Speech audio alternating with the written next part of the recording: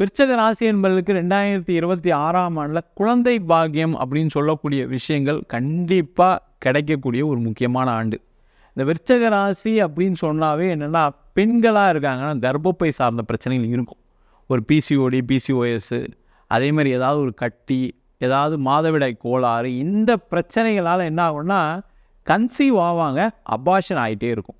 இந்த மாதிரி பிரச்சனைகளை லாஸ்ட் ஒரு 3 to 4 இயர்ஸாக சந்திச்சிருக்கக்கூடியவர்கள் இந்த விருச்சக ராசி. மேஜராக வந்து பார்த்திங்கன்னா ஆண்களுக்கு பாதிப்புகள் இருக்காது, பெண்களாக இருக்காங்கன்னா அவங்களுக்கு இந்த பிரச்சனைனால அந்த கரு தங்காத நிலை இருக்கும்.